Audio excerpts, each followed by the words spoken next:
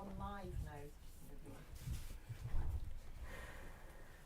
Okay, good morning and welcome to the Carsebridge Roundtables here in the developing Carsebridge Cultural Campus in Alloa, Clackmannanshire. I'd love to say that you're joining us on a sunny morning, but it's shocking out there, chucking it down. So you'll see a panel that managed to dodge the rain drops this morning and make it in. And we're welcomed with people in the room and also a number of people online on our YouTube channel.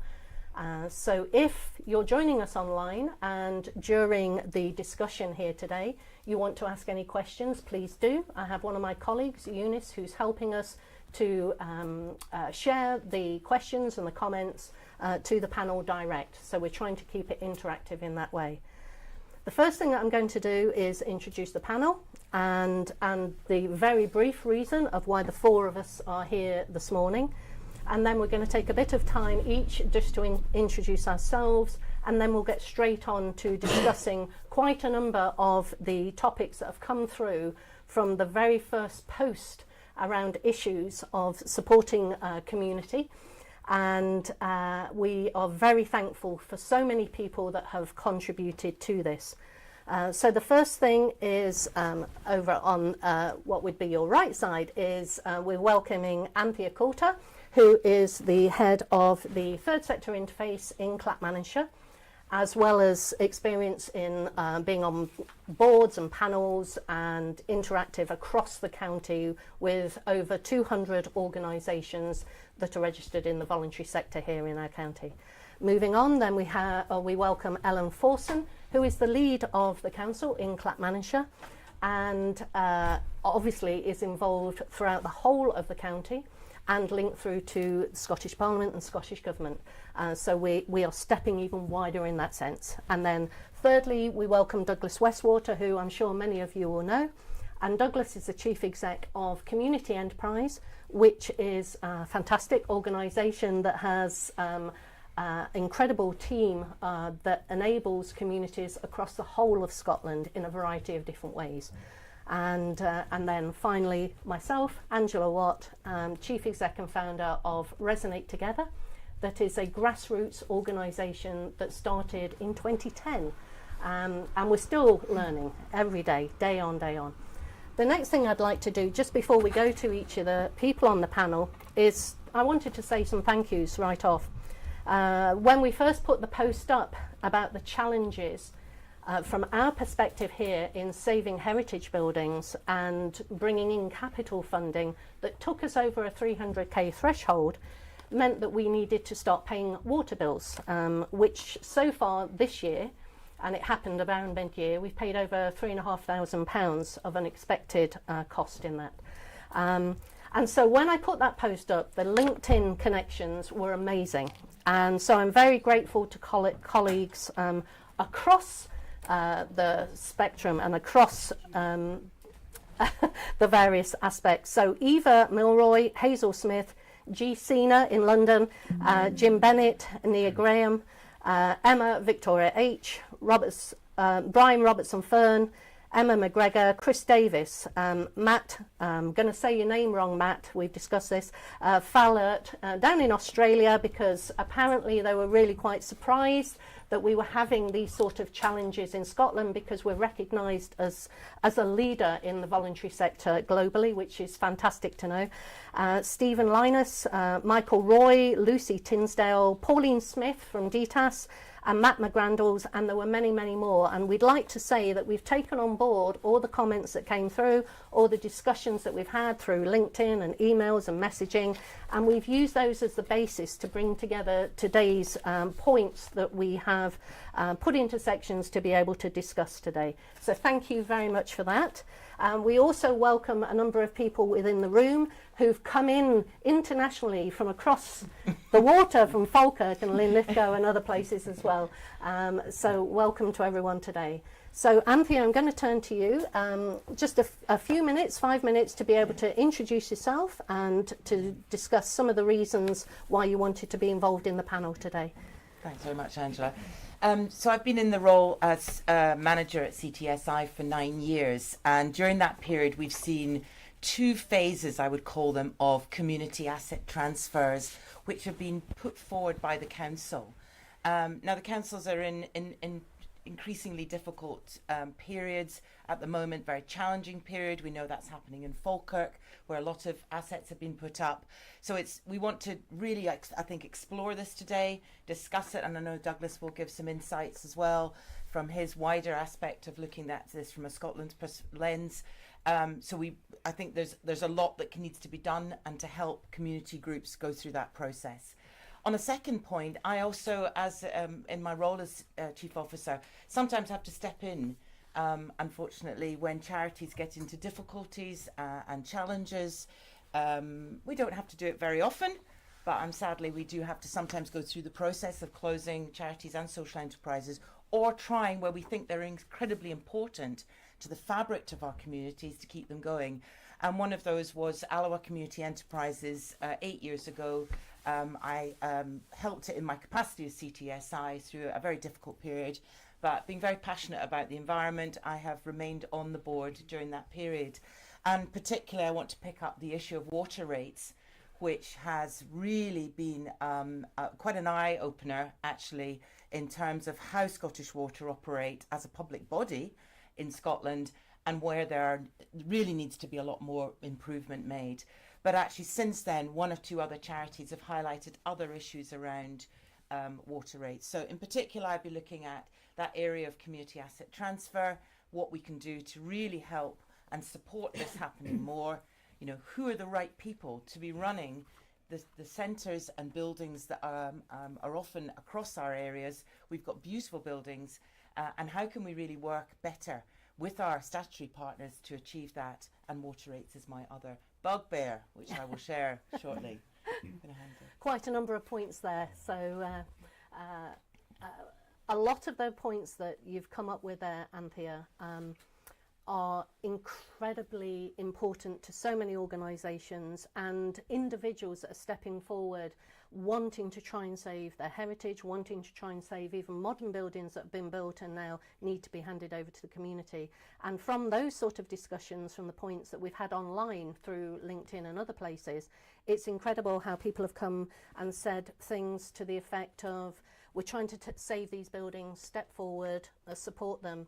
But actually they've got into such a maintenance issue that they're incredibly challenging to do so. So it's incredible how the amount of different aspects and strands have started to come through to this, but really pleased that ACE is still going strong. So our oldest, but it's been challenging. Our oldest social enterprise in the county. So yeah.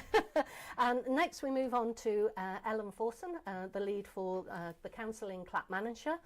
And with your depth of experience, please share with us why you wanted to join us and be in the panel today. Yep, thanks Angela. So I'm Councillor Ellen Forson, I'm the leader of Clackmannanshire Council, and I am really pleased to be here this morning. I think as leader of the council I wanted to start by recognising the huge commitment of our community organisations across Clackmannanshire, groups like Resonate, and we've now got the Alloa Community Shed, the Development Trust, the heritage bodies, and all the volunteer-led organisations, because those are the ones that have been stepping forward for their communities. You're taking on buildings, you're helping support services, you're creating opportunities across the county, but also driving regeneration, and that's so important.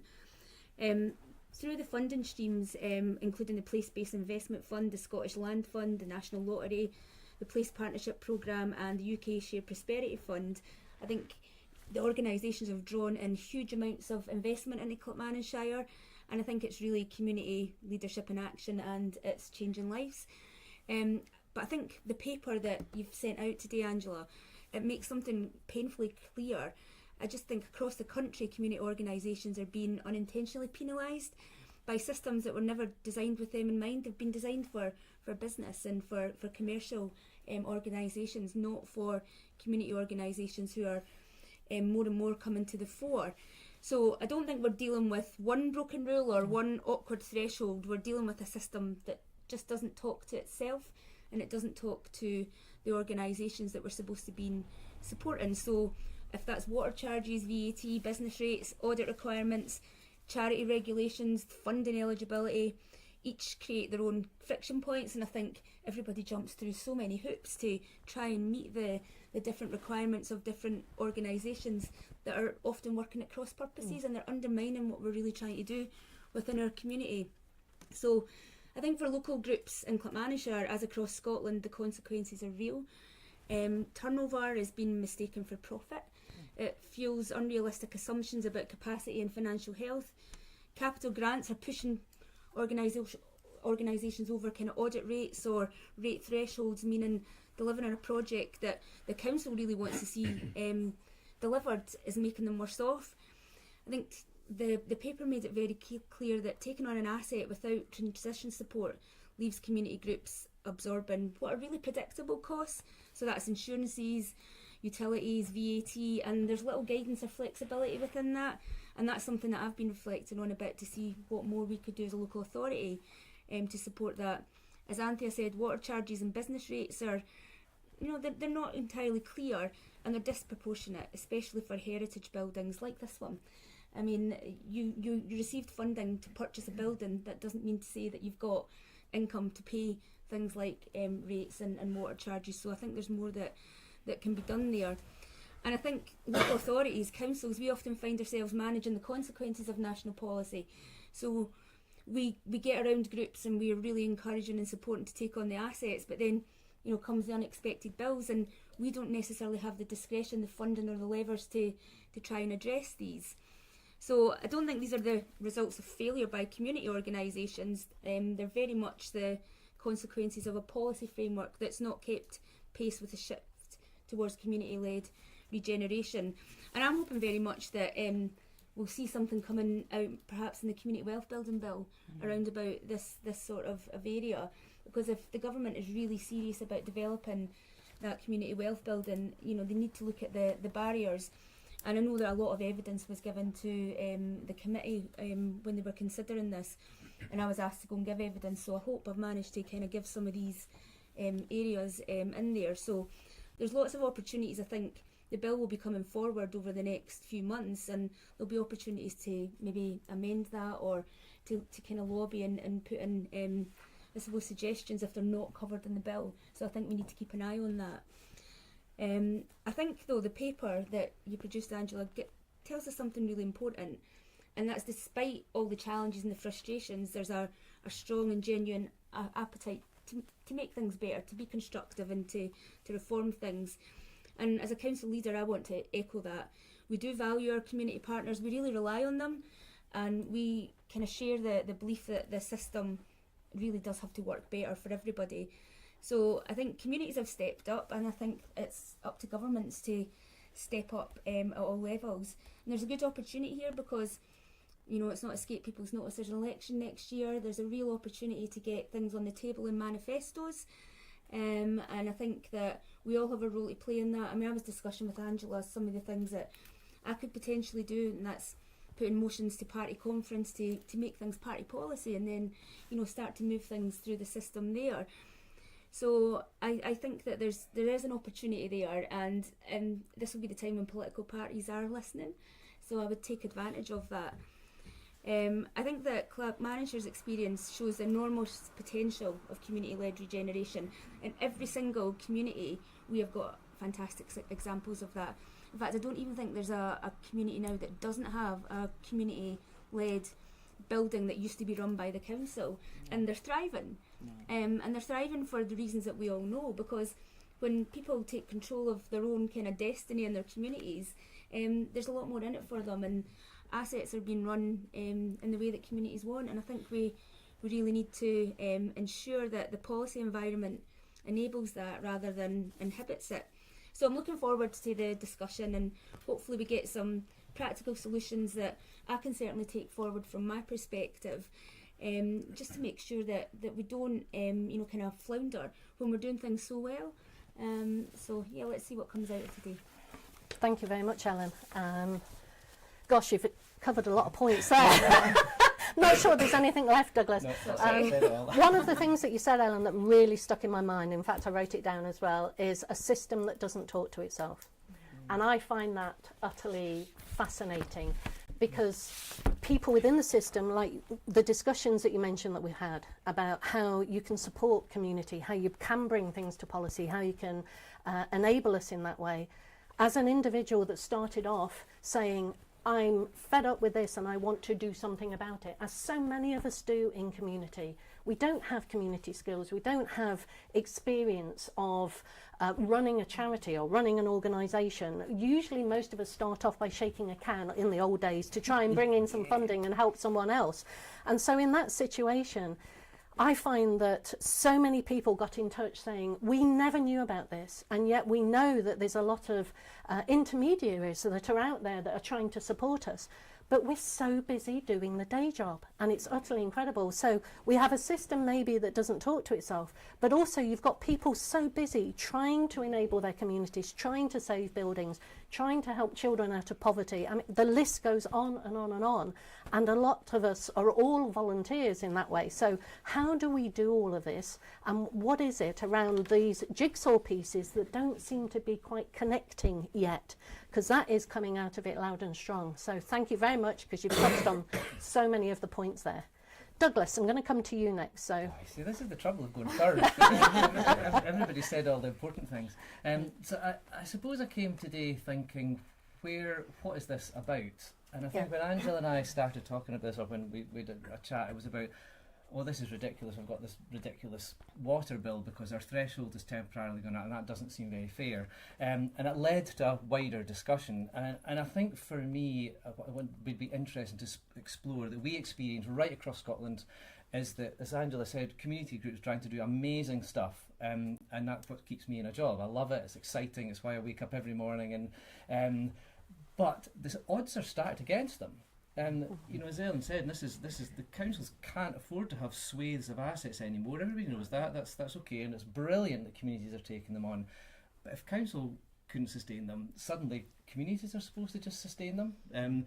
So that's quite challenging. And they're often developing projects in areas of market failure, and having to overcome that, plus pay everybody, plus make a profit, because apparently you need to do that as well. Plus pay all your bills, and plus have social impact. Plus have people with disabilities on your workforce, your productivity is lower. So they're developing really complex businesses that the private sector wouldn't touch with a barge pole. Yeah. So and doing amazing impact. And just that little kernel of, oh my goodness, this flipping water bill undermining us again. A £3,000 water bill in the grand scheme of things doesn't seem like very much. 3,500 for only 6 months, yeah, by the way. Indeed.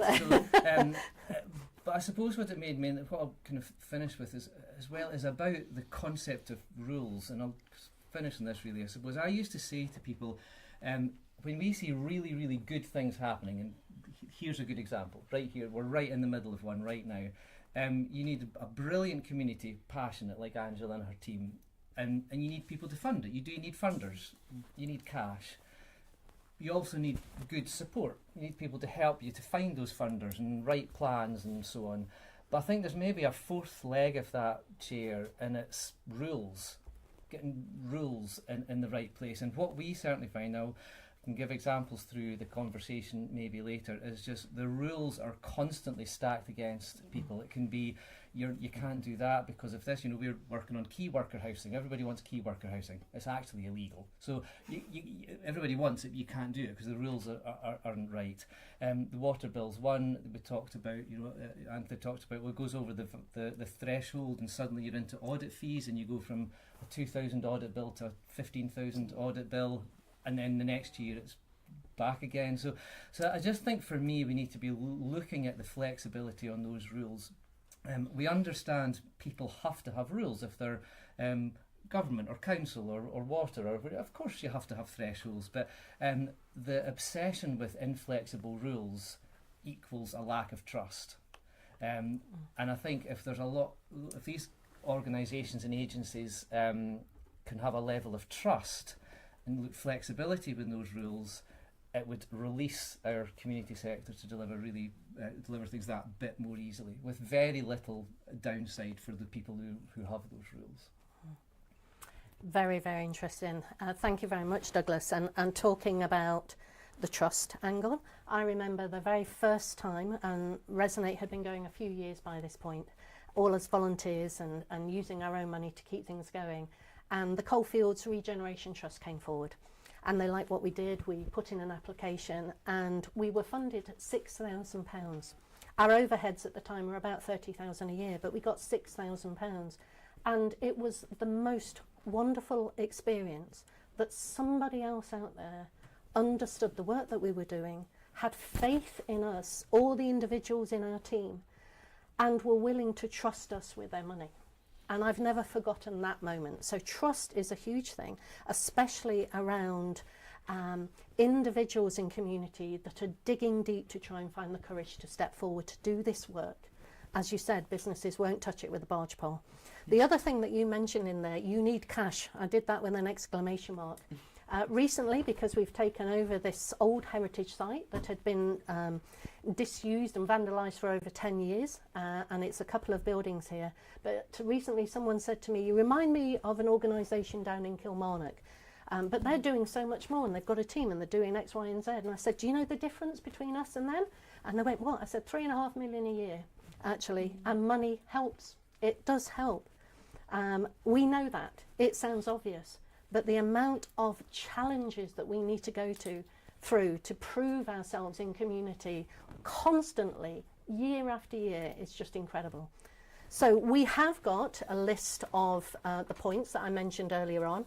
We're now going to go into the discussion points. So if anybody does want to join us in the room, or if there's any questions that come in online, if you could just sort of nod or put your hand up or let us know, because I'll bring a mic round in the room, or Eunice, if you're willing to put your hand up as well. You'd all touched on this thing about turnover and profit. Okay, and I think this is a really interesting point. So Resonate, in my experience at Grassroots, we have been a very small organisation from day one trying to be self-sustainable. And what does that mean? It means that we haven't gone after every fund that was possible. In our first 11 years, we actually went after about 9 funds in total in 11 years, because we couldn't get that consistency to be able to step up to bring in our own staff. So we wanted some help with that. But we were trying to be self-sustainable in that way. And when we took on these buildings and the funders stepped forward, because of the respect and the trust that we built over the 15 years of going, they offered us money for the capital. And capital, as we know, capital funding is all about the buildings. It's that physical stuff that cannot be moved.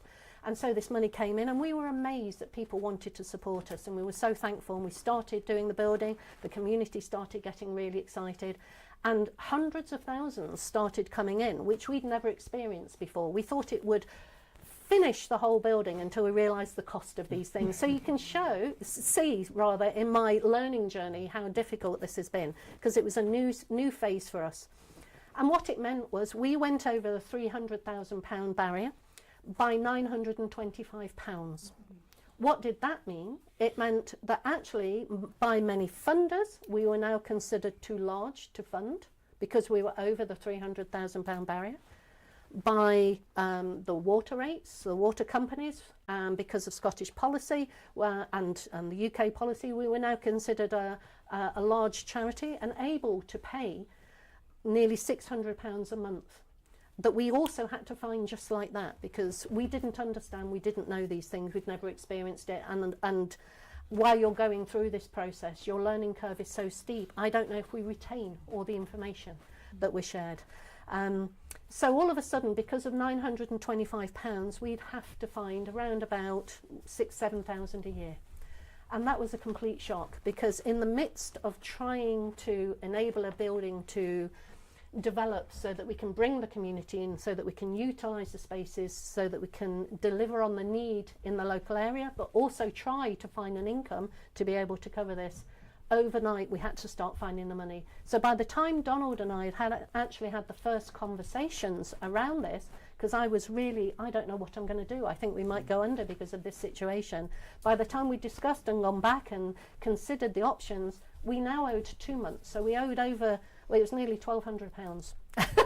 And that seems a large bill for an organisation that doesn't have this sort of revenue in the background. And all of this was because of the capital. And utterly incredible. So I'd like to open it up and let's look at this challenge around the turnover. Some of the comments that have come in have been from Jim Bennett and others that have been involved in buildings. We're hearing that it's widespread.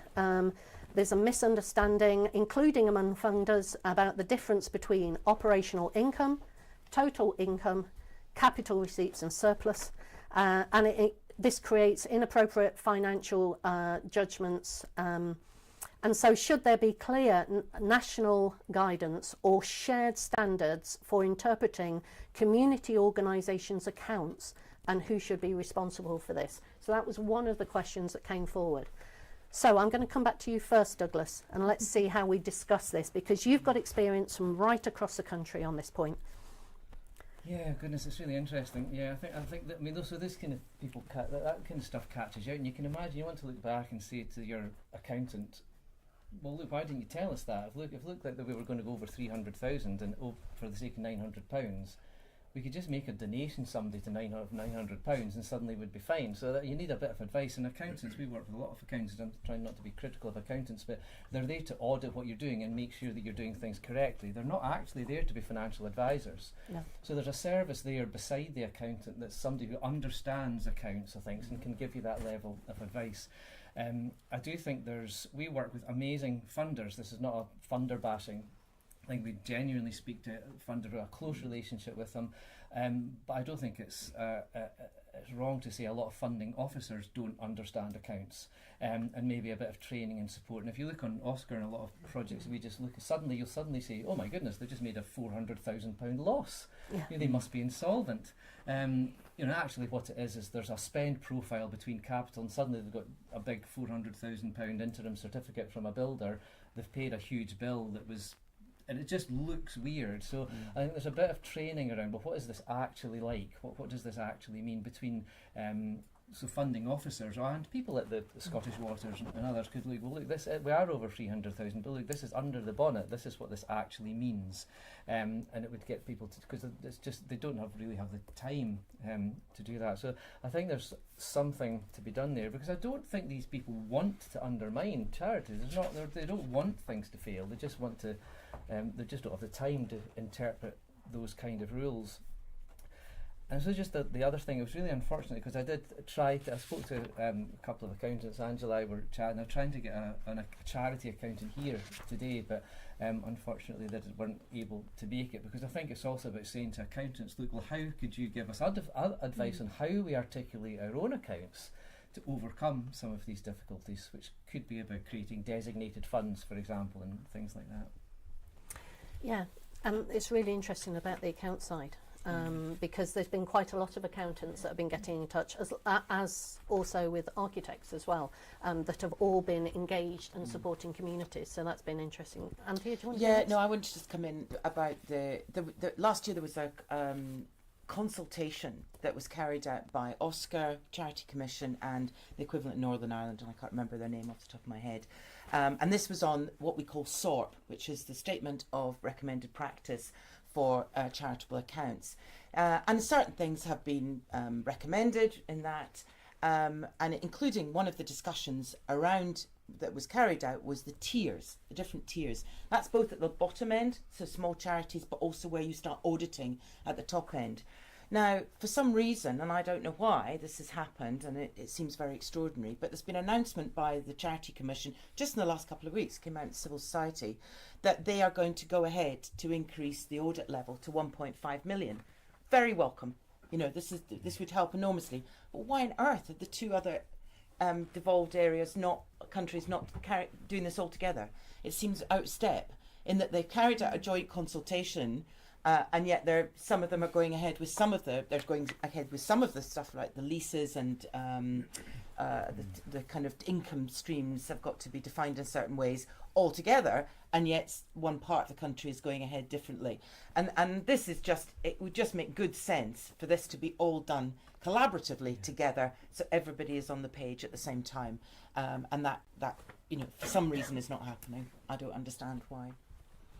Yeah, and talking about the devolved nations and trying to be all, I suppose, utilising the best of what we all discover and we can put forward, actually.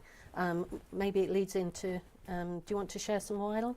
Yeah, I mean, I personally don't have any difference from the devolved nations doing something different, because it gives you the opportunity to kind of react and, kind of focus on your individual circumstances. I think for me, this comes back to the idea that the system that we're working in doesn't fit the third sector, and, that's particularly around about the community asset transfers.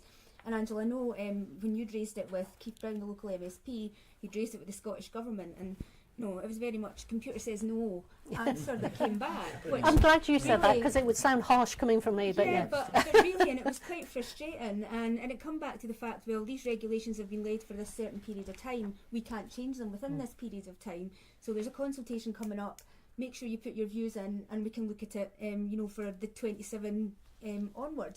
But that doesn't help you right now. But I think there's simple things that could be done and around about policy exemptions. You could exempt capital funding, particularly when it's been used to purchase a building or it's been used to refurb a building. I have absolutely no idea why that would be considered income. You can't spend it on anything else other than the purpose that it's been given to you for. Could they exempt certain funding? So if it's from the Scottish Land Fund, or if it's from another kind of government fund that's there to give communities, the ability to take on assets and deliver services, should there be exemptions in there? So I think there's a whole host of things that could be considered. So we just need to, I suppose, get some ideas of what these could be and be absolutely clear when we articulate them, whether it's through the consultation or whether it's through other kind of policy discussions, that we get them right, because I think one size doesn't fit all, and I think we know that around about all our communities. So let's see where we can support. And again, I'm coming back to, I really, really hope that the community wealth building legislation gives the ability for local authorities even to offer some sort of flexibility around about these areas, because there will be different, I suppose, threshold limits in different areas. What maybe costs something 250,000 in Clackmannanshire will probably be 2.5 million in Edinburgh. So you can't have the same kind of thresholds in absolutely every single local authority. So there needs to be the ability to flex for individual circumstances. So that's certainly what I'm really looking at, and really keen to see how we can push forward. I'm so sorry. It's okay. Okay. Thank you very much. Okay.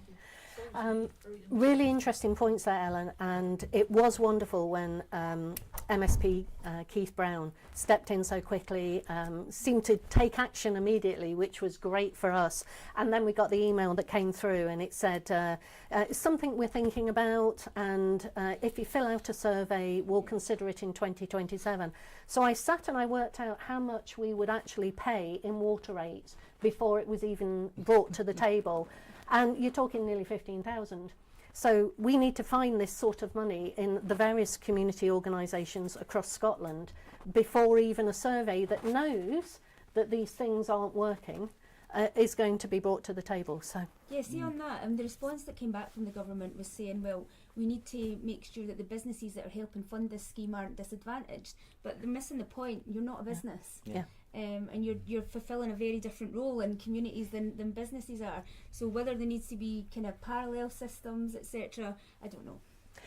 I mean, I'll use the wording Yeah. that was came back to us. It's designed to avoid giving charities a competitive advantage over similar commercial organisations. Imagine Yeah. charities having a competitive advantage. Yeah, Awful. And I've written that Absolutely down. I terrible. copied it from the Yeah. letter that we got from in our case from Gillian Martin, who's the Climate Action and Energy Minister. Now I find it particularly hard to swallow when it's Alloa Community Enterprises diverting masses and masses of furniture and providing such an important climate action resource to this area in particular, that's what came back. And really it's almost impossible to run more than one organisation like that, charity like that, per local authority area. At the very most, I think when I did a bit of, we've done messages out through Circular Community Scotland to get sort of feedback around the water rates issue, because ours is a slightly different issue, which I'll come on to in a minute.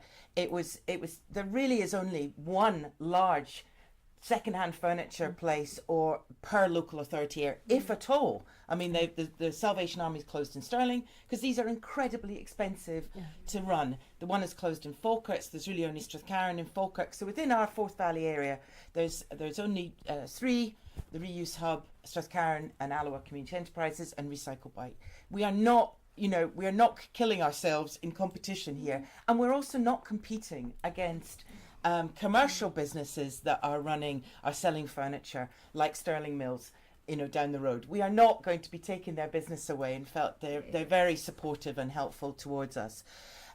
For me, that's where it's mad, really, and it needs to be reviewed again. And I think for me, we got exactly the same response around this feed into the survey for the changes happening between 2027 and for the new pricing structure. But actually what's come in the interim period is what is not being quite advertised as much. We were paying our water rates, actually. We were paying our water and we were paying our sewage to our landlord, which is Marshall's, just around the corner. We've been doing that, and that comes to around £600, similarly amount to you. What has come in subsequently and more recently, is chasing down drainage rates. Now, drainage rates are based on your RV, your rateable value. Yeah. And this is where it's big business for these effectively debt collectors. Let's call them nothing else than debt collectors. That's what they are. They're chasing down money, these water companies. And the one that we received money from is Source for Business. Now, they're based down in Devon. They're actually now been dormant as a company for 2 years. So that's their accounts of £1. But they're actually part of a bigger organisation called Pennon Water Services.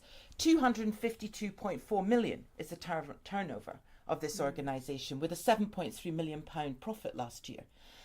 However, for some reason, and I don't understand, we're still getting the invoices from Source for Business. Now, to be fair to Source for Business, they have been very supportive, because we said our bills for rateable value were going to be £27,500. That's what I got in Christmas of last year. Mm-hmm. And as a trustee, you meet the staff to say this could close us immediately. And it was a horrific. Keith, again, I want to pass on my huge thanks to him, because he was on this very quickly, has written to, Gillian Martin, Alex Plant is Chief Executive Scottish Water as well, and Tom Arthur in his capacity. And I think we do need to really look at this, because there's no way that organisations can carry this amount of extra. It was going to put us, it's almost doubling. We've managed to get it down and fight it down. We still have potentially £14,500 to pay before the end of March. We're now trying to get our rateable value redone, because it's not quite incomparable to the two buildings on either side. So this is the fight we're having now to try and get at least that down. But we're not going to get away from this bill. And it doesn't seem reasonable, basically. And actually, when you look at comparatively across the coast of Scotland, it seems to be a really muddled picture. They've just happened to find us without paying, and they've latched onto us, and that's how they make 252.4 million, because they go out looking for where they can find that money, and they must be getting good money from Scottish Water in order to make that happen. The loss for the community of ACE closing and the impact on the climate doesn't seem to be in that mix somehow. It's interesting. I don't mean to interrupt. If you're listening to what Anthea and Angela are saying there in their day-to-day, that's costing 24,000, 14,000, 6,000. These large amounts of money that is in a private business would be slightly less profit. But for us in communities, that's less impact. That's less social impact. So all the money going out the door is less social impact, and that cash has an immediate impact on less benefit to the community. But as you're listening to both these guys, if you hear that story, that's also costing huge amounts of staff and board time that's completely irrelevant, completely pointless. It does nothing for their charitable objectives. Now that sounds to me almost like you've got a part-time member of staff worth of time. Yeah, and we don't have a manager, so it's only board members who are doing it. So you're dealing with that, and that is stopping you developing the charity, developing your charitable objectives. Mm-hmm. So it has a time impact as well, having to deal with all of this. And actually, we're exempt, if you looked at the figures, because we only make just over 200,000 a year. So we're not even near the 300,000. But ironically, it's back to this because we're designed to avoid charities giving competitive advantage. The competitive advantage against who? Is my question. And that's where we need to really be reasonable about this. I would also argue that you should be giving charities and community organisations an advantage, because they're picking up so much in our communities. I mean, without people coming forward to take on buildings like this or the community centres, they'd be lying empty.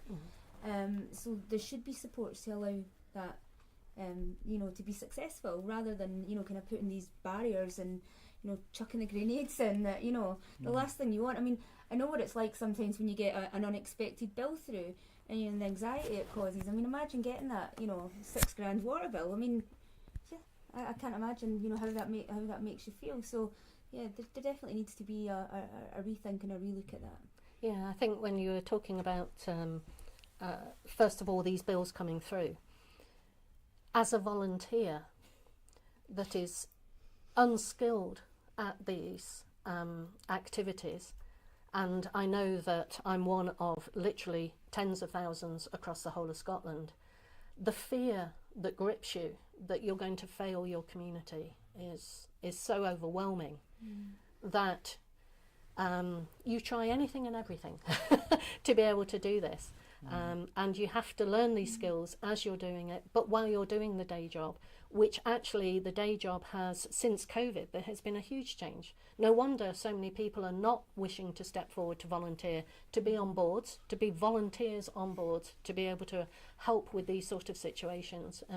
It's a really challenging thing. But we've got a question coming in from Douglas first. It's not so much a question as an observation that if you were to ask members of the public what goes on when they see charities opening up in the high street, members of the public think that charities are exempt from paying rates entirely. So there's a bit of a gap in knowledge there. They think they're exempt from paying VAT. They think all sorts of things that aren't the case. Yeah, absolutely. Yeah, and it's an interesting challenge in town centres across Scotland because of the charities stepping forward because of some support that they receive. But again, if you've got, like Steve and Scottish Autism, if you've got multiple branches, multiple buildings, often exemption or support only relates to one building in one area, for example. So you've got a number of issues that are going on there. But as soon as you mention the word charity, you're right, Douglas, that most people think they're getting huge support, they've got lots of funding, whereas Resonate Together is a charity.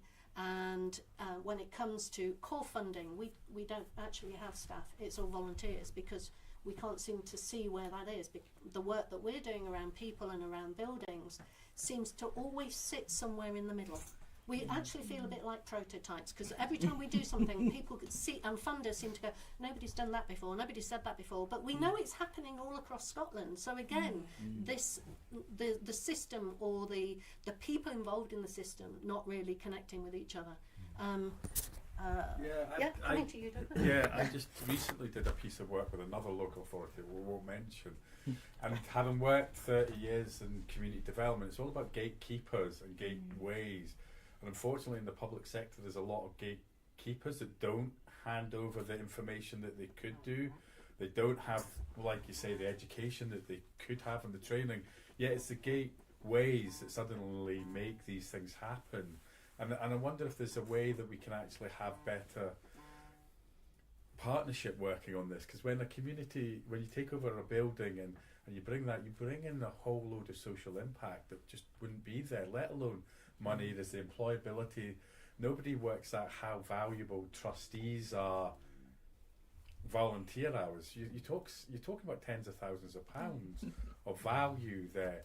That is all for social impact. Yet we keep on getting back to the computer says no, but somebody programs that computer. Somebody doesn't encourage that local authority or public sector worker to suddenly become a gateway rather than that gatekeeper. And I think there's something around the vibrancy of a community is down to its volunteers and its charity sector. Really, really interesting here. And I think that's absolutely right. And I think you get huge differences between different areas. So we've just gone through there's three sort of community asset transfers happening.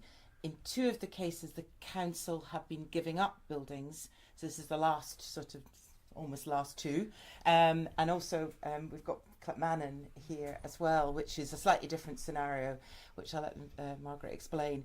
But two of them, you know, one very high capacity trustees or people involved who know the sector, know what to do. The other one, I spent 10 nights meeting different these trustees, local community members coming forward. And I remember one of them saying, I don't quite know what we've made a decision on. And I said, don't worry, we're only going to make one decision a night. We're going to go back every beginning of every meeting. We'll go back and go through those decisions. And it was things like making sure the constitution was right if they ever wanted to put in an asset transfer. So it was setting an area, geographic area, what kind of membership they wanted. You know, they're kind of difficult things for them to understand. That one was a foster carer, one was an additional support needs learning assistant. You know, they're not all coming with the experience, and it's very varied. And so taking them through that really, really complex, it seemed complex, trying to break it down to make it easier and manageable for them is the job of the TSI. But it's, you know, I was constantly having also to go back to DTEST sometimes and say, right, we've got this right, is that okay? So it's always making sure that it's checks. I think when we then get into the end game, and it's licensed occupiers and it's getting into leases, we were getting into a lot of money, and the TSI in this case has come forward because if the constitution's not finalised and it's gone into OSCR, they still can't get a bank account. But the sort of time scale had started, the clock had started ticking, and the council very kindly were covering all the costs of utility costs during that licensed occupy period, which hadn't happened previously, so it was really welcome. But, you know, they were wanting to move ahead. Also, there was the place-based investment funding, which comes down from the Scottish Government, needing also to be spent. So they needed to move from a licensed occupy to a lease quickly in order to enable them to get access to that money. And they could be thrown into exactly the same scenario you are, barely starting, you know, in terms of the registration, and they could already be getting money over that limit and then be hit by water rates, for example. This is all within a very short period of time, so it's a huge headache. We're going to have to, I don't know, somehow, as you say, suggested, Ellen, I think there's some sort of intermediary body or some sort of transition fund, you know, because really if there's more opportunity for local authorities to do this, release some of their assets, and in a sense the community ones are some of the easier ones because they've been maintained a bit more. When we get into older buildings, we've got quite a lot of them in Clackmannanshire, it's more complex. It's more complex and difficult. It is difficult. And one of the points that you hit on there about the experience and education of people within the community, you know, most of us step forward because we're angry or upset, or we just don't want to lose anything else, and we want to live in a place that's flourishing. We want people to be happy around us and to enjoy our community. And I remember dealing with the Scottish Land Fund, and one of the first things they said to me in the meeting was, well, yeah, and you'll have to of course put an invitation to tender together, and then you do this and then you do that, and then you, and already my heart was pounding through my chest going, an invitation to tender. Well, how do you do that? Google, come on, Google, help. And so you realise how few skills you've got. And people talk a lot about resilience within all individuals across community. And I've got to a point I'm sort of sick of hearing that I'm resilient, because why do I have to be? Now, why is this all so hard? When actually these buildings, you mentioned about the climate challenge and the emergencies that are going on. These two buildings here from the mid-1800s, they're not listed buildings. They were left for over 10 years. They were destroyed, 45 broken windows, floors up, metal piping gone, heating systems gone. We kept getting locked in rooms because people had stolen all the metalwork from the handles. I mean, it has been a dire situation. This is on the register at risk building. And all of that was happening, and business were not willing to step forward because it needed too much investment. And because they were not listed, the owners who have worked solidly with us, Advanced Construction, actually said, we have no idea why you want to take on these things, because they are wrecked, they're awful. You could just knock them down and get the land and build something. But actually, we really want to save the heritage of the community. This used to be a whiskey distillery. There are people in our team whose relatives and previous generations worked here and love this space. And so you've got people at the core of this that are desperately trying to understand how to develop our skills, what is it that we need. And it's amazing because every time you ask a question, 20 people step forward to help and they all tell you something different.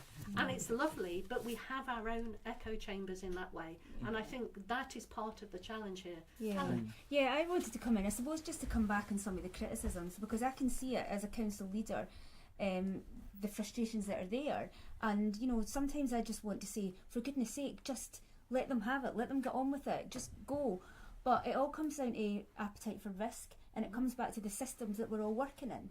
So if the council does something and it goes horribly wrong, it's the council who's held accountable.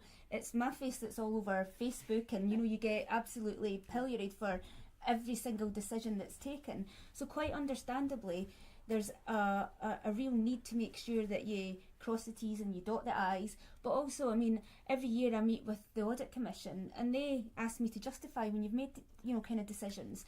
And very often it comes down to what's on the balance sheet. The Audit Commission are not looking at the outcomes that you're delivering or the impact that you're having on communities. They are looking at the hard, cold financial situation, and they'll say, well, why did you do that? Why did you give it, or when you could have sold it for this, or why didn't you make sure that, you know, there was these clauses in the contracts, etc. So, you know, I have to sit in front of them and kind of justify these sorts of things, because that's exactly what's brought up. So it comes back to the system again, not supporting. I mean, I would love a really light touch where our legal department have a quick look at a contract, you know, and you just do it, because who needs to spend, you know, hundreds and hundreds of pounds on lawyers when we could actually probably come up with something, a template that allows us to move things on quickly. But the system doesn't allow us to do that.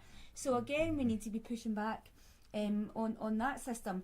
And again, from a club manager council perspective, and you know, Scott's here and Donald's here, and we have these conversations all the time. We share the frustrations, but time and time again we're pushed back on, because you know, you need to tick the boxes. You need to tick the boxes for the Audit Commission, you need to tick the boxes for the Scottish Government, you need to tick the boxes for the UK Government, and unless you do that, you know, you're hauled over the coals for it. When you think about the hoops that we have to jump through to receive a couple of £100,000 of funding, it's ridiculous. We probably spend more man hours, you know, doing returns to the government to justify, you know, what, you know, that why they've given us this money, and sometimes you just want to say, you know, forget it.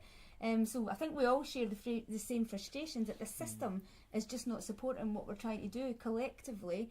And you know, at some point I'm hoping that governments in all levels are going to listen to this, and you know, I'll come back to the community wealth building bill should really be the solution to all this. They should be listening to what everybody's saying, the evidence that's been submitted, and saying, right, how can we make this better, and how can we simplify processes?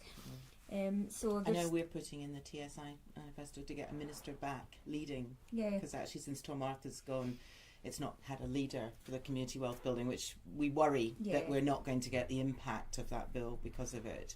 And we'd like to see that back in place, actually, because I think you're right. It's it could be such a lever in terms, because it's got productive use of land and assets as a pillar. So what could be done under that could be really quite, you know, transformational. Actually, it's probably not near enough. I spoke to Tom. He visited the Health and Social Care Partnership a couple of weeks ago, and he says, I really see it as the bill just opening the door for the first time in this sphere, in this area, and I hope it will be reviewed very shortly after. Because I think you're right. And I think this, because you mentioned manifesto as well in there, and I do know that as well as the Carsebridge manifesto, because we're looking to, this will be the first of 5 roundtables, 1 a month leading up to the election, and we are aiming to produce our manifesto in April. So I've got a lot of work to do on this film to capture everything, because we've gone through so many different topics here. But really, from the grassroots point of view, I know there's lots of organisations across Scotland that are also stepping forward and also doing a manifesto. And again, I'm like, why are we duplicating this? Is it because of local frustration or national frustration, or a bit of both? Is there a way that we could work together? But of course, for people on the ground, the main reason that many of us got started is either to save a building or to help our community, or both. And actually, that's where our heart is, and that's what takes up the majority of your day. So if you come in, for instance, at Resonate, if you come in the morning, you've got lots of work to do and a manifesto to write, and to really get stuck into this, to help the system to understand this voice and see this angle, so that we can actually bring this conversation together. And then somebody turns up and they're in the middle of a psychotic episode and really needing help. What do you think we're going to do? Where do we go? You know, at the moment we're dealing with people who are really struggling to find toys and Christmas presents for the children in Clackmannanshire, for the older people that are really feeling the isolation. There are so many challenges in our communities that actually all of this, from our grassroots perspective, is taking us away from the job that we want to do. But we know that we have to fit with the system. You all have seen this across Scotland, Douglas. Well, I mean, I think it's interesting. Yes, it's really kind of slightly. I mean, I'm glad you're doing the manifesto, because I love that manifesto coming from very, very, very local. But I think everybody I meet the last month is writing a manifesto, and I'm not sure how these politicians are going to find time to read them. But if it's going to be systems change, which some of this is talking about, that's big stuff. That's generation long stuff. And maybe it's about feeding some of the local knowledge and creating something, whether it's Social Energy by Scotland or SCVO or TSIs together or something, creating some sort of it's too late now for this election, but just as in principle, creating some consolidated. There needs to be a stand in the community sector, wherever that is, to say, you know, we need systems change here. It's not about saying that rule's rubbish and that rule's okay. It's about fundamentally understanding that flexibility needs to be built into all rules, and that nothing has to be black or white, and there has to be ways to do that. And we've seen that, you know, some of those things you're talking about. We've seen things where a local authority, also wouldn't name them either, but they say, well, you can't do that because of that rule, so that you can't get that money, it's not allowed. But we want that to happen, so do you know what? If you apply to them over there for the same amount of money, I'll speak to them and make sure they give you that, and we'll make it happen. So there are ways to mitigate things. I mean, changing rules can take a long time, but sometimes we go, that rule's stuck for the next 10 years before it's reviewed, whatever it might be. But let's think of ways to mitigate that. Are there exemptions, as you said? You know, we can put temporary exemptions in. We can put hardship funds in. So there are ways to ameliorate the unintended consequences of rules. And maybe we need to push that into we need a national conversation on this, really. I would agree, and I don't think it's too late for next year's election, because whatever government we end up with there's going to be a huge focus on public sector change and reform, and you know, kind of the way we do things. So getting ideas and suggestions in there, you know, quite early, and even getting a high level agreement to something in a manifesto, whether it is to, you know, kind of review the flexibilities available to the third sector in relation to X, Y and Z, or just getting that in there, and it allows, you know, kind of the discussions to be had after the election. But I think the government's going to have to look at things in a very, very different way, and certainly a lot of the conversations that we're having, like I met last week with Ivan McKee, and it was about public sector reform and some of the joint working that we're now doing with Falkirk and Stirling, and hopefully kind of other local authorities across Scotland. It's going to be quite key in driving that, and I think we've got an opportunity to, you know, take some of the learning from these areas and kind of intersperse that, because again, and I don't think there's any area of the public sector that are not looking to the communities and volunteers and third sector organisations to step up and do a wee bit more. So that needs to be intertwined, and we need to move away from the idea it's a council or it's a health board or you know it's a regulatory body, and think more about working together as a whole. Yeah, and that's really interesting, because I remember one of our very first conversations that you and I had over a decade ago, right? Sometimes it feels like 100 years because of all this that we've gone through. But actually we were talking about innovation and risk. And at the time, we were very aware, because we've been going about 4 or 5 years by that point, we were very aware that local people in our community, local communities, had the total understanding of how and what they needed and how to progress and how to develop and how to move. They didn't have the money and they didn't have the systems on site, but they had that. And so we talked about, this is an innovative journey. And you said risk. And I remember that innovation and risk, and it's really stuck with me because this is a big issue. So what we're actually saying is one of the things that we proved in COVID is the fact that COVID happened, the lockdown happened. What happened? Agile communities. Individuals out there. We went to, from all the work that we did at Resonate, to actually managing to get a couple of £1,000 so we could feed families in Clackmannanshire and go and deliver.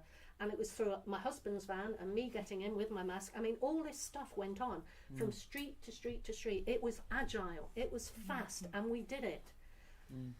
So I find that really interesting that we can commit, support and trust our communities to be agile and put them at the forefront of the work that's going on when there's emergency.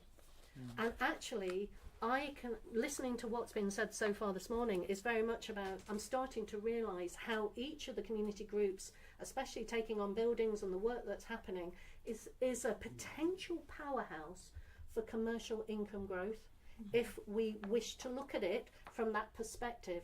I personally have gone off the word growth as well as resilience because I think this is just ridiculous. But actually, if you think about all the hundreds and hundreds of hours that even just our organisation, our team, our board are putting in to survival mode because of these things that keep coming at us, rather than developing the International Whisky Centre that we could have in Clackmannanshire, or developing the heritage innovation around textiles that we could have in Clackmannanshire and celebrate the history of the county but take it forward for the next generation. We're not even able to get to that point because we're trying to survive.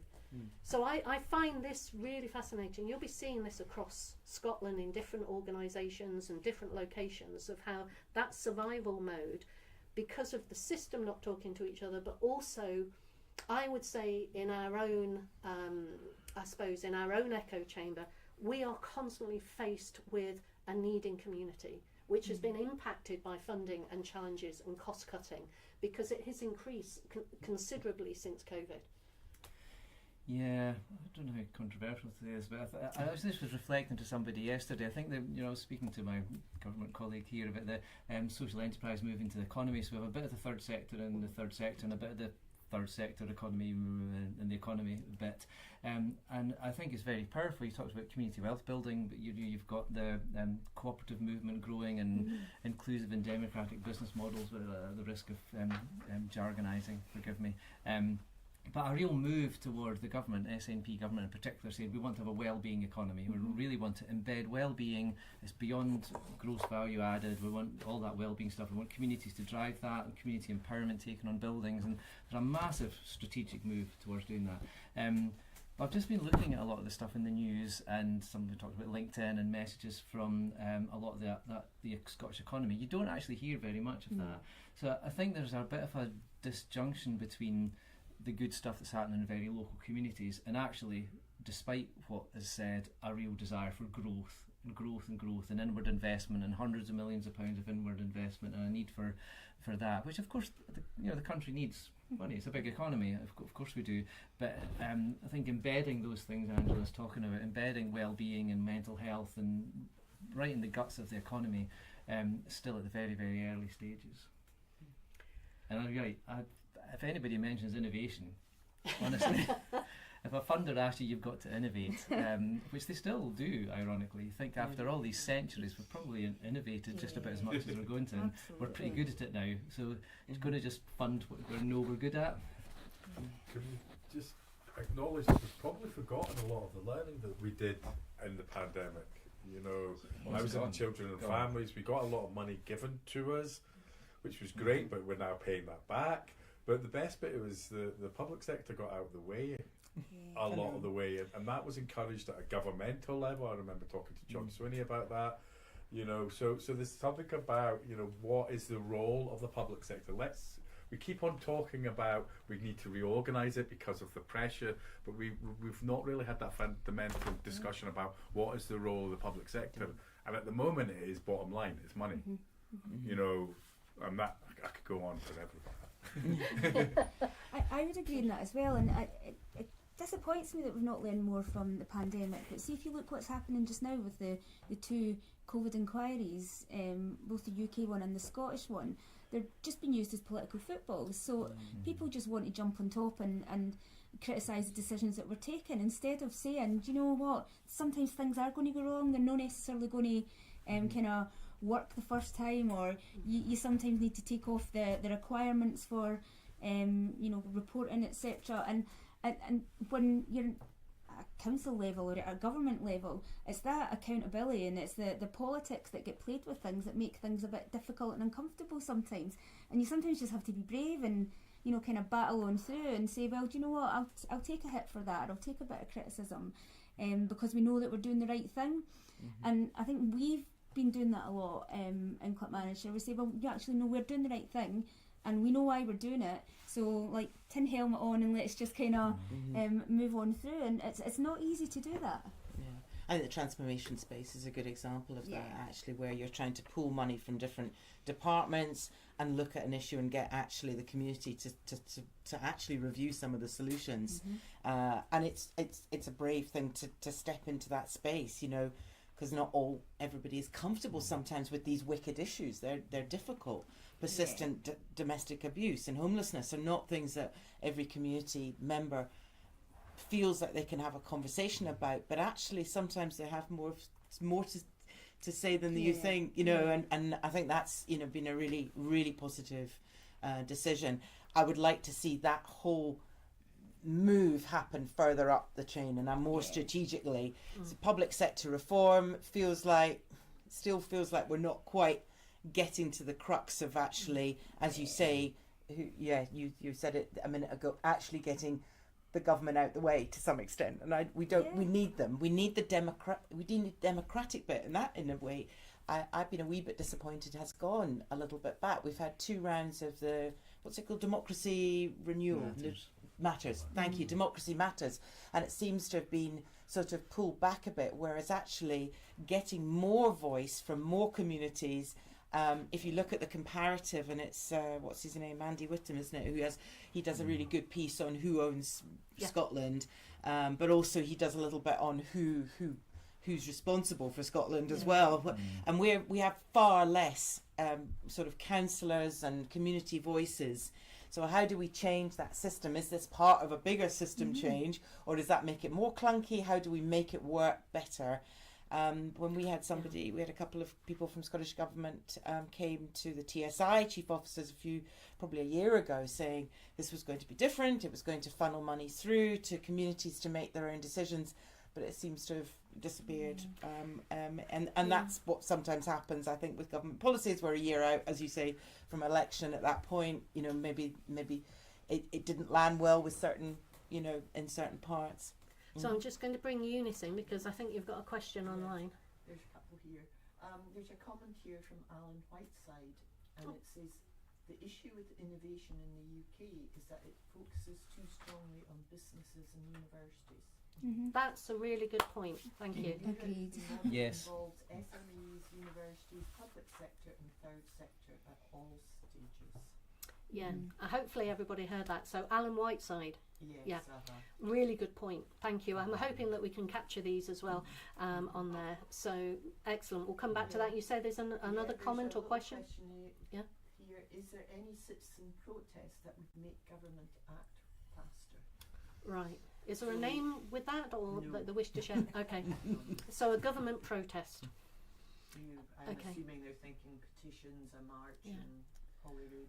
I think the only thing I would say to that is to be honest, it's quite easy. We've talked about a lot of really difficult issues here, and nothing's perfect. I think you're right. Nothing's perfect. But I would say in my working day-to-day life, politicians at the Scottish Government, people like you've mentioned John Swinney, Douglas. We've taken Ivan McKee, Tom Arthur. Government. We work with a lot of local authorities. There's one sitting here beside us. I think what we do have in our favour is public sector who really wants to make. I genuinely believe they really want to make things better. Tom Arthur's great. He's really good. John Swinney's great. I think they absolutely get it and believe it.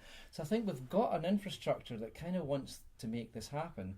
So that's an opportunity for us. And I think, in a sense, the community needs to say, well, look, here's some examples of how this could work. And you talked about collaboration and working together, and that's maybe just that extra bit of effort. And I don't know, in terms of protest, I don't know. You know, I think it can help. It has its place, definitely. But need to be done carefully. Yeah, I find at grassroots that anger, we see it on social media all the time. It's really difficult. I think 2025, with the cost of living crisis, the wars, the political situation outside of UK, has all impacted local people, and it's also fast. And we're finding that individuals are arguing with each other over something that actually doesn't affect either of them, but they see it in the news. So you've got lots of different dimensions going on there. One of the challenges with for Resonate Together and lots of organisations across Scotland is we are coming at this from an angle of, yes, there are issues that need to be solved. So, for instance, like the poverty, trauma, there's lots of challenges that we all need to overcome together, but we're trying to do it from a positive angle, because we're actually saying, and what's the solution? So this is a big change. A lot of people have said to us, you've gone from sort of the old guard to the new guard. I think that's been bandied about now for about 10 years. And I found that really interesting. And the point that Alan made about innovation being, you know, predominantly with universities, and I also think with products, a lot of the funding that's out there is about innovative products. Well, actually, what about innovative thought, innovative communities, and what does that mean? And I do remember one of the first times Douglas and his team at Community Enterprise were commissioned to work with Resonate by the Scottish Government, and it came from the Local Government and Communities Directorate. It was to analyse Resonate, to find out what our business model was so they could roll it out across the country, and we're going, it's just local. You know, we haven't got a business model, we don't know what that is. And we were brutally honest. And I think the team came back with something like 27 pages of what we could do to be able to develop. You know, it was so thorough, it was unbelievable. And I sent it back and I went, okay, catch 22. You know, first of all, being dyslexic, that's a lot of challenges. So it came back colour-coded, which I totally appreciated. It was absolutely amazing. But the difference here is, at grassroots, this is a lot of talk. We have touched on so many really vital strands that are challenges to us, that are difficulties, that are barriers. And in the midst of it, we have people across our country that are trying to make things better. So I'm going to throw it back out here and say, taking the stance of, why so much talking? Oh, we've got another hand up at the back. Why so much talking? What is it, if we're saying that this has been going on for a while, if this new guard to old guard to new guard has been going on for 10 years, why are things feeling at the moment, and in this year, why do they feel as if they're going back the way at grassroots? So what can we do? So question from Eunice from online. How do we make how do we make visible all the invisible work to public sector to highlight the need for support? I'm not quite understanding. Yeah, is that This is Ellie. Ellie? Yeah. Yeah. And can we encourage more presence on the ground to experience place and people issues better? Is that Ellie as well? Yes. Ellie, that's two a- beautiful questions. Thank you very much. Fantastic. So that, first of all, being on the ground is hugely important. I have been in meetings, round tables, where I know we're only in our own echo chambers. And we're desperately talking about relationship building. It's all, it's how we develop and how we grow. But really, and we've touched on this a lot, and especially Ellen, you've at the back of you, you've got people wanting information directly from you. So are we looking at the point that we're all a bridge to this situation? So we'll throw this question out. And the first question that you had from Ellie was about visibility. Yeah. So one of the things that I actually heard recently about Resonate Together was from somebody national who talked about culture, and they said, I've never heard of you. And I said, well, we've been going 15 years and we do this and we do a bit of that, as a lot of community groups do. And they say, well, you don't shout about yourself a lot and the website's out of date. And I sat there and really felt as if my soul was destroyed. They were right. Our website is out of date. There's all these issues going on. But we've been trying to save a building and we've been battling a lot of the challenges. And there's only so many hours in the day if you do want to sleep and eat. So it's really interesting. So that visibility, one of the things that we've realised we needed to do was to create an opportunity where we could do fast online things. So we've set up a digital quarter here. And through Forth Valley and Lomond, they funded us for equipment. And through Clackmannanshire Council, they funded us through an employability course to work with local people to develop tech skills. And all these things take a bit of time, but at least we started to get these partnerships there to be able to create these opportunities. But let's throw those open, because great questions from Ellie. See on that one about the visibility and some at a national level saying, well, why don't I know about you? Well, I'll put it back to them. Why don't you know about me? Because I'm doing the work that You're I'm stronger doing. than me in this. But I'm doing the work in my local community, which is what you're there for. You're not necessarily there to make sure that someone at a national level knows about you. So someone operating at a national level should be finding out what's happening in all the different kind of local authority areas to make sure that they're informed. It just frustrates me, because I think local orgs are local. They're local for a reason. You're not necessarily wanting to operate on a national stage, so why are you being challenged, kind of on that basis?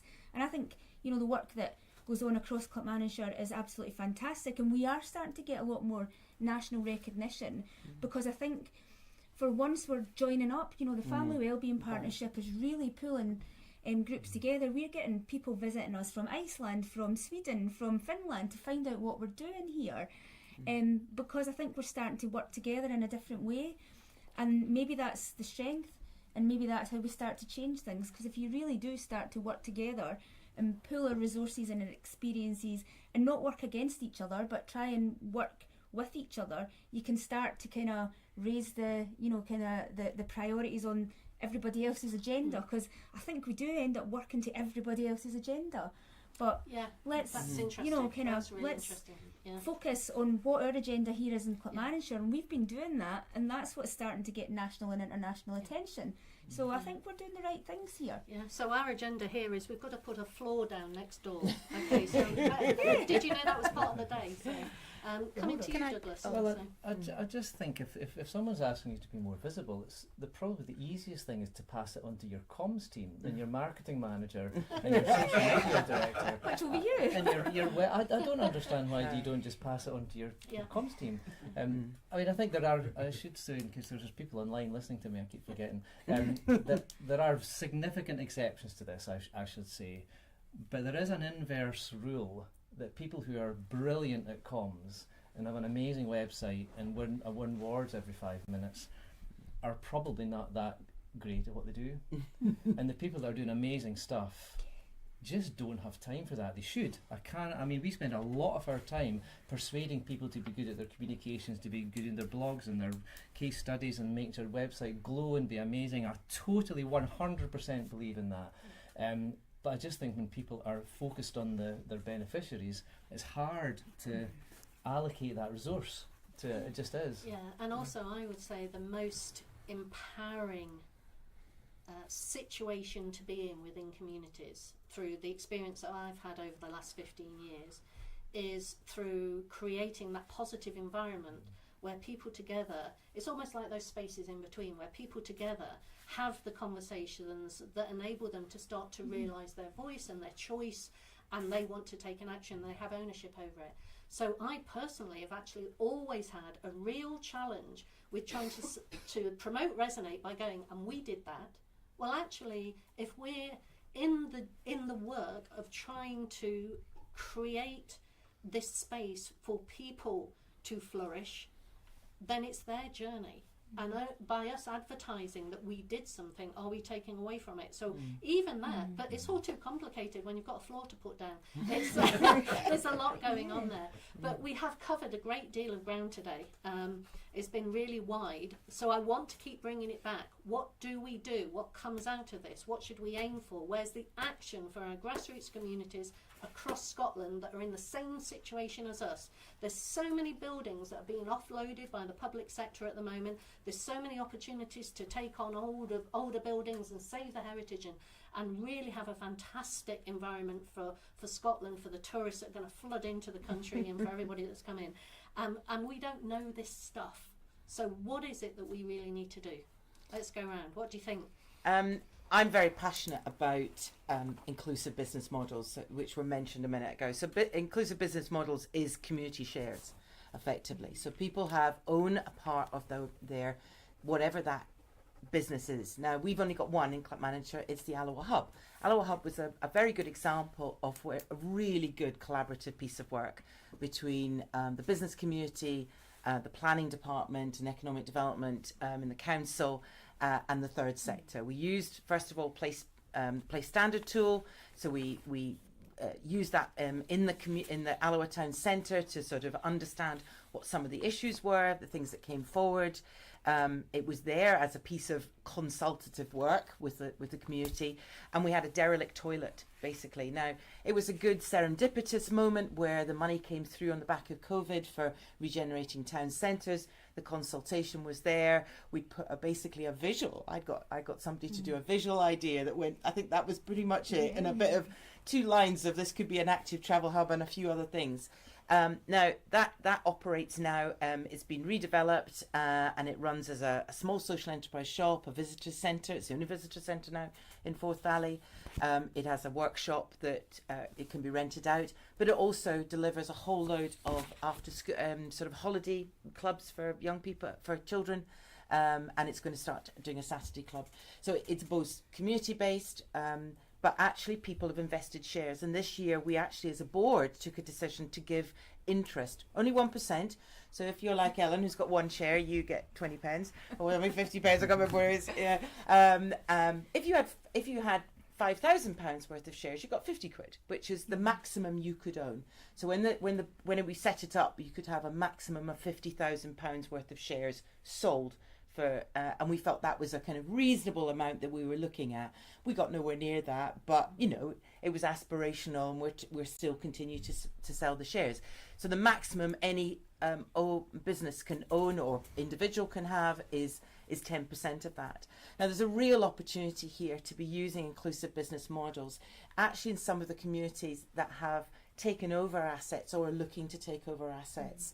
So Dollar Development Trust, there's a new chair, Janie, who started. She was saying there's 35 different groups and businesses, and that could be just down to a single person doing a yoga class, on a Saturday morning, or a whole range of different things that are now running in that building. And that's what we need to be thinking about. When we're talking about innovation, as you say, Donald, I think there's they don't quite understand how vibrant these communities are, because of all the small businesses and the groups that are working on the back of these community centres now being open and active.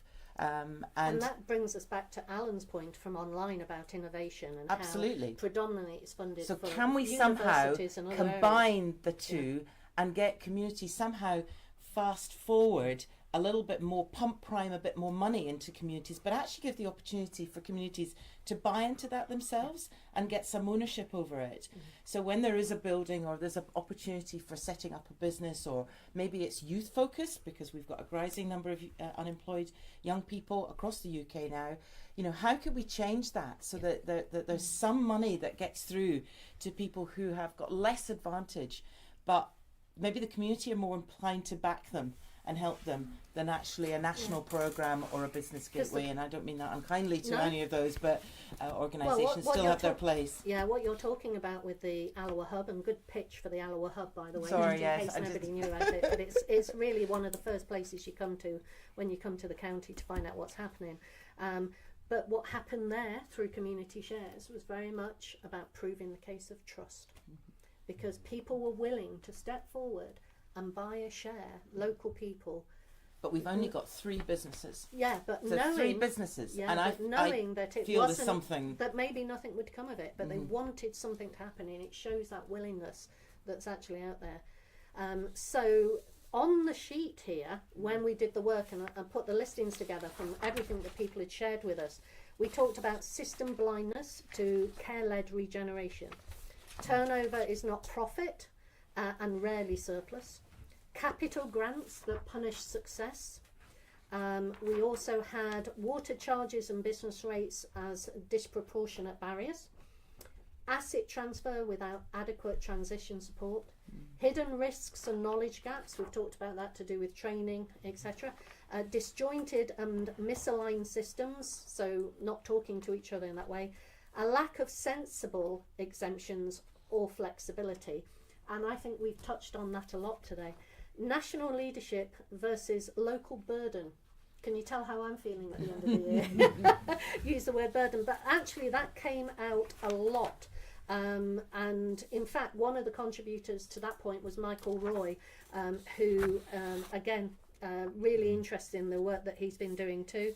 And then also from frustration to this sort of reforming our communities, and Pauline Smith and many of the others were contributing to this area. So again, I'm going to bring it back. Ellen, you're next. What do we do? Where's the action? How do we capture all of these strands? So, for instance, think of me, the grassroots person going, okay, I've got a spare half hour, what do I do next? Tap me on the shoulder and say, go and do this, because this is going to make it better, easier, more supportive. How do I do it? What do we do? I think we need to coordinate things, but to see if I can bring it back to a really, really practical level. What surprised me was all the comments about, oh, we didn't know this could be an issue, or we didn't know that. So why isn't there a checklist, a fail-safe that's, kind of created that people, when you're taking over an asset, that you can go to? I mean, what strikes me is every community asset transfer I've kind of been involved in it at some level, there's always been a business case or a consultant making a business case as to why this can work. Now, it strikes me that they can sometimes make a lot of money out of these business cases.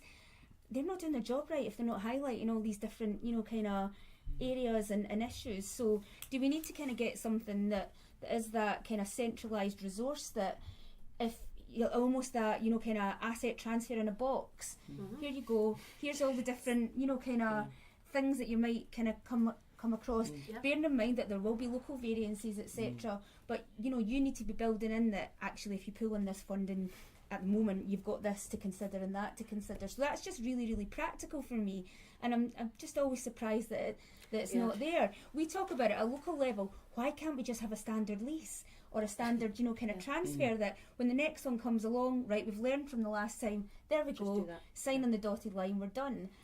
So maybe we need to get a wee bit better at kind of streamlining and getting some sort of central resource. I don't know if it's up to if it should be the government that should be doing that, or DTAS does have a huge amount of information. So I would always, because everyone is different. There is no two the same. So you do have to go back and have a conversation, and they are very helpful.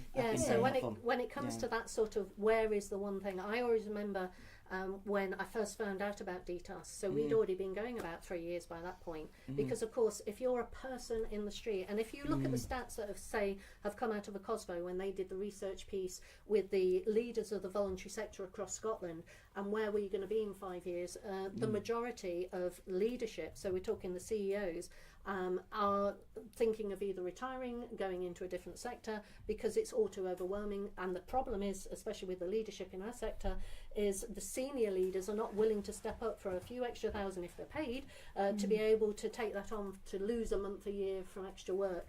And so there's a major leadership thing. So we've all been looking at how do we enable local people like me to just step forward and have a go.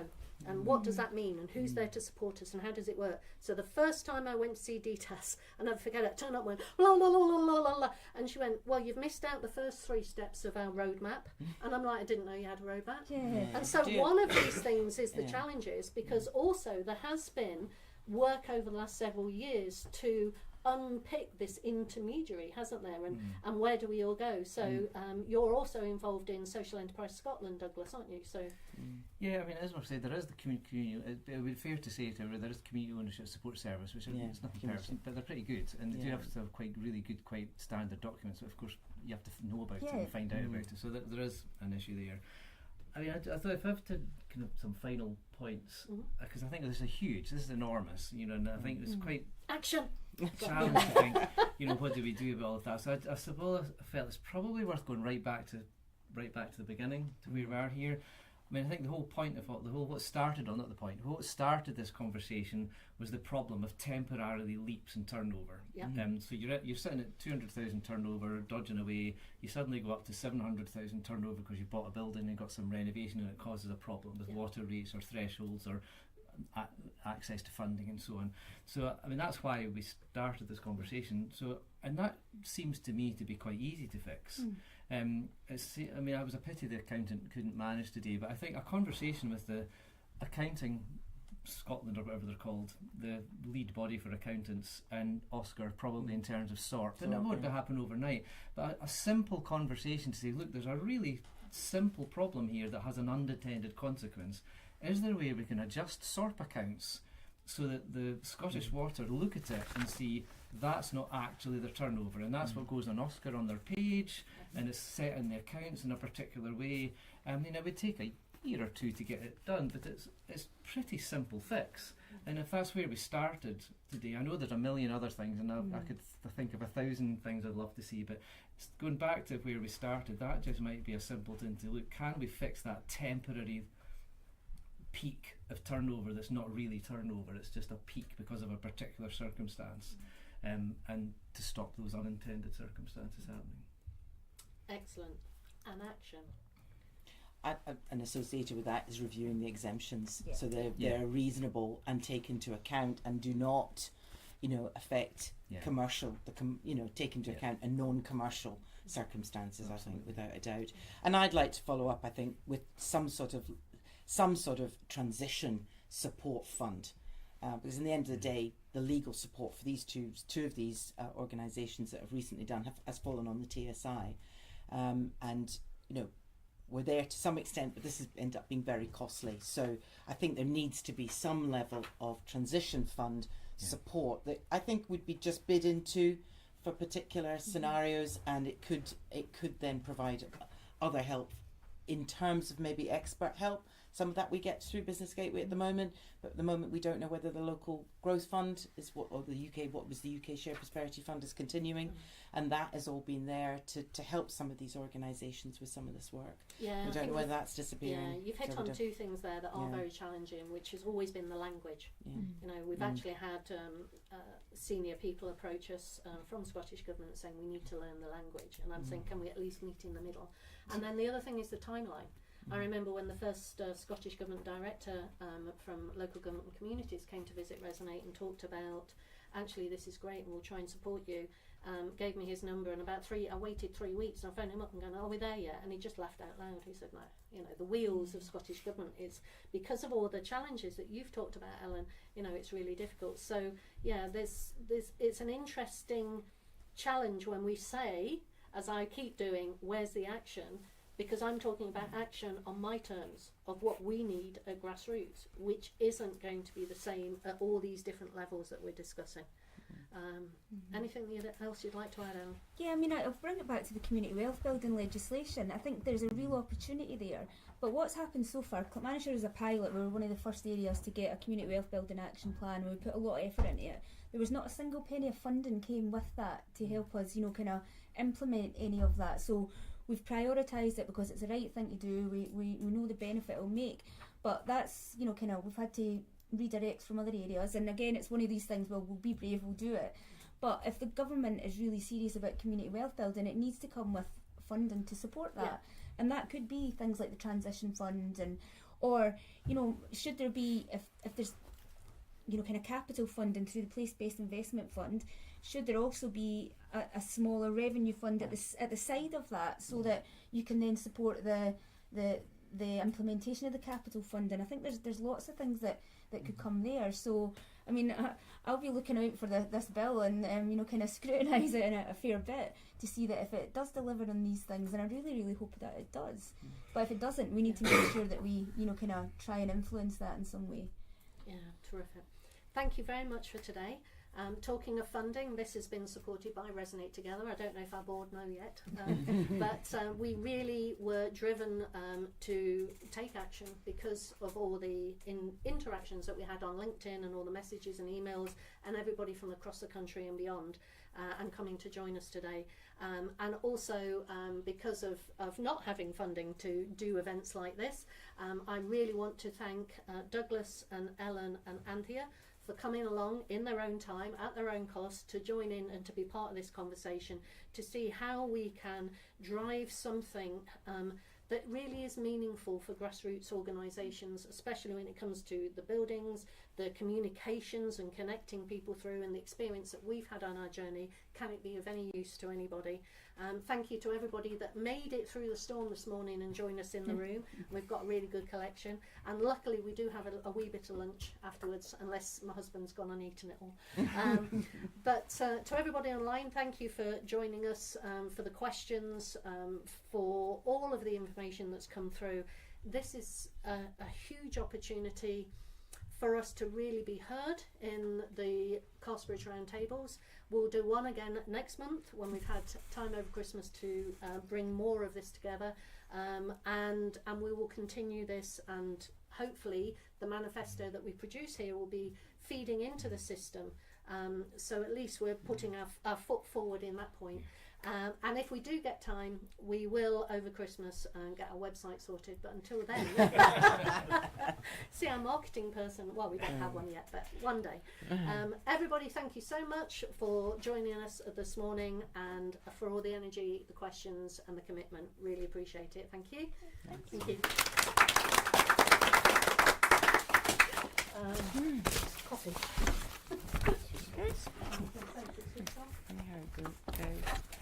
You just forget, don't you, that you're on screen? I know. I don't want to go back and have a look. Oh, I never go, What did I say? I never go back and look at these things. Just like cringe. It's over the years I've done so many interviews for like the radio and that, and do you know what? I've never once listened to any of them. Oh, you know. No, I just. It's funny, you don't hear your own voice, do you? So No. it's like, you know, when you hear back, you're like, You're like, is that me? yeah, I know. Yeah. Sneaky five facts. That was really good.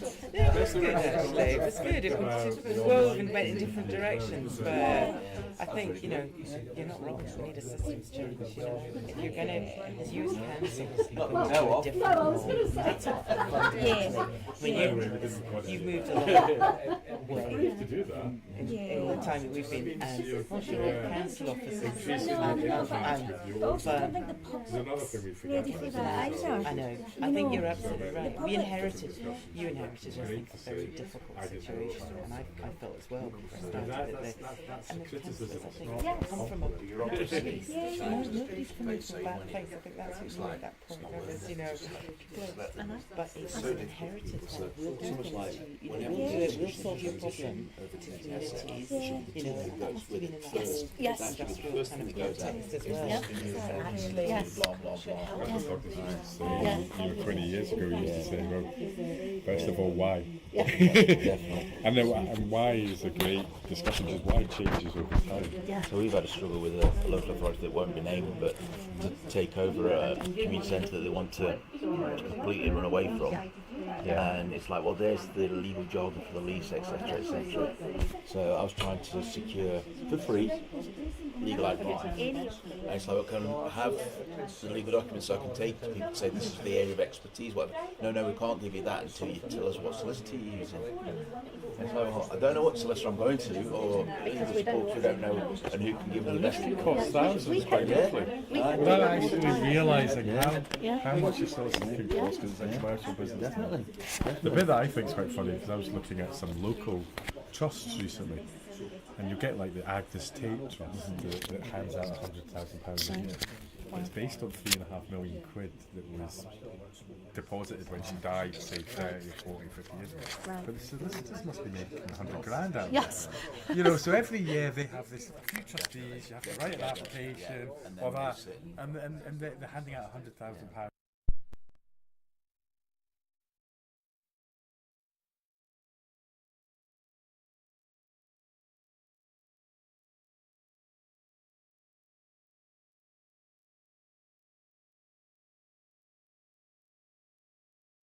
Thank you.